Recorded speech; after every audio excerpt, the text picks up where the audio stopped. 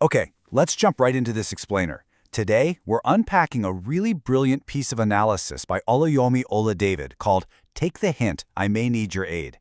What's so cool here is how she takes the most mundane, everyday events and completely flips them to extract these profound underlying truths. We're going to break down exactly how she transforms something as simple as her daily commute into this massive critique of global economics and international relations.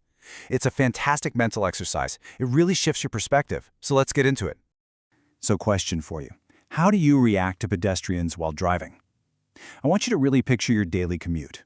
You're driving through your neighborhood or maybe a busy work community, and you see people just standing on the side of the road waiting for a ride. What actually goes through your mind in that split second? How are you internally judging them? Well, Ola-David pays incredibly close attention to these exact fleeting moments. She realizes that these tiny interactions through a car window actually hold a mirror up to fundamental human behavior and ambition. And that brings us to this fantastic quote from her article. She writes, "In daily drives, I have had several opportunities to take life lessons in psychology, mind reading, and gesture education." I just love that. She's deriving macro-level psychological lessons from her simple, everyday drives. She isn't just zoning out in traffic, she is actively studying the gestures, the body language, and the whole mindset of the people she passes. And through this hyper-focused observation, she identifies a very distinct pattern. Okay, let's dive into this pattern. Based on her daily observations, she categorizes the pedestrians she encounters into three distinct groups: the waiter, the distracted walker, and the self-reliant strider. By breaking them down into these three behavioral profiles, she actually creates this perfectly structured framework for us to understand completely different approaches to making progress. So let's look closely at exactly what defines each of these groups, starting with the very first one. Right, so Category 1 consists of people waiting outright on the benevolence of drivers. These are the folks who have completely stopped their own forward momentum. Literally, they're just standing on a specific spot by the side of the road. She notes that they might be waving you down super vigorously. Or, maybe they're leaning in to spy into your passenger windows just to see if there's room for them.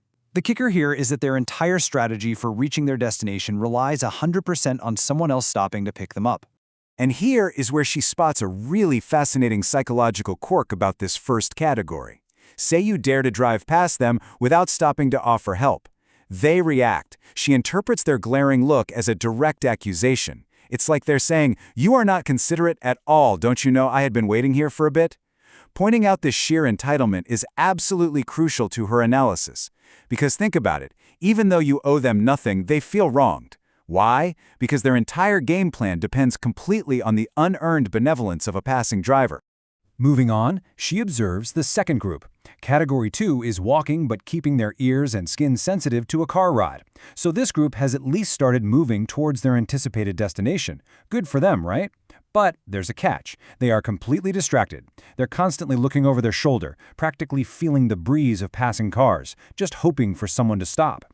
Their whole vibe says, "Hey, I'm available for a ride if you'll be kind enough," but because their attention is constantly split between walking and hoping for a rescue, their actual progress is seriously compromised. But then we get to the third group. These pedestrians are determined neither to wait nor beg. She observes them happily walking their path, occupying their own space, and demanding absolutely zero rescue.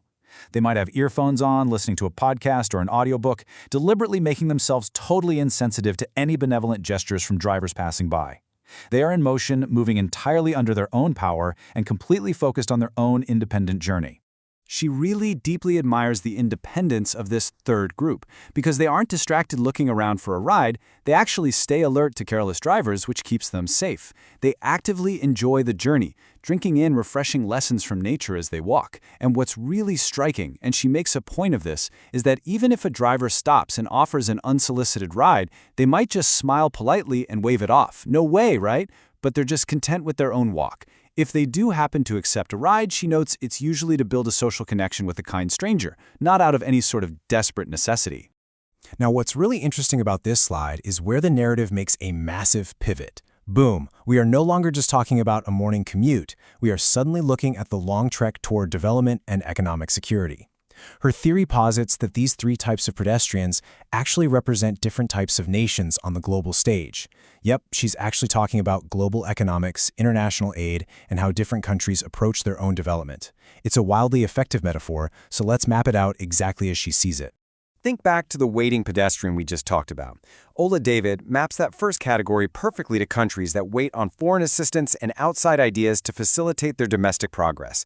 Just like that person standing by the side of the road vigorously waving for a car, these nations halt their own forward momentum. They just stand by. They rely entirely on the benevolence of wealthier nations or international organizations to come along, pick them up, and carry them to their destination. So the absolutely crucial point here is how she labels this behavior on a national scale. She uses a very specific, hard-hitting term, lazy economies. She defines these as aid-dependent countries and peoples who wait on foreign assistance and ideas to facilitate their domestic progress. I know, it's a provocative term for sure, but it perfectly encapsulates that entitlement and stagnation she observed in the pedestrian who gets angry when a car doesn't stop to rescue them. To ground her metaphor in reality, consider official development assistance. This is defined as government aid designed to promote the economic development and welfare of developing countries. In her metaphor, this is the car ride. Now, while the aid itself is obviously meant to be helpful, her sharp critique is really aimed at the countries that completely stop walking and simply wait around for this official assistance to arrive before making any moves of their own. Which brings us to the distracted walker. This represents developing economies. She notes how this second category of countries has indeed started on their way. They are taking the development walk. But she warns that they constantly look out for any and every bit of assistance that may come along.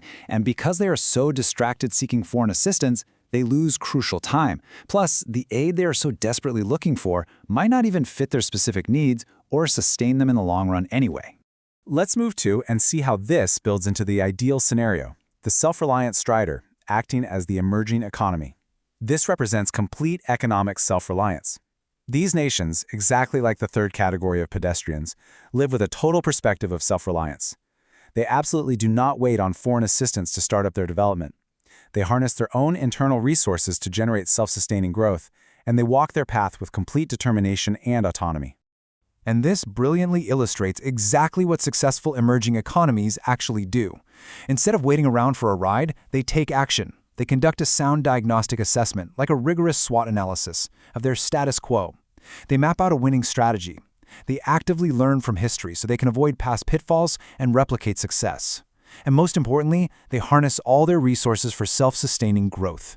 They are actively doing the hard work themselves, focused entirely on their own upward trajectory. All of this brings us to her core thesis, creating current development paths by walking. Her whole point is that true sustainable development simply does not come from waiting for a pickup from a foreign entity. It comes from moving forward under your own power. By taking deliberate, strategic steps, these self-reliant nations are actively paving their own roads to economic security. They're learning as they go and maintaining a sustainable trajectory that honestly no outside aid could ever truly replicate. And that leads us to a really powerful question for all of us to consider. Which category of pedestrian on a development walk would you care to give a ride? Think deeply about it. If you're the driver, representing those with resources or aid to give, who truly deserves your help? The one aggressively demanding it while standing entirely still? The distracted one? Or the one already putting in the hard work to walk their own path? It's a profound thought to end on, leaving us to deeply ponder the true nature of foreign aid, who actually benefits from it, and what real sustainable progress looks like. Thank you so much for joining me for this explainer.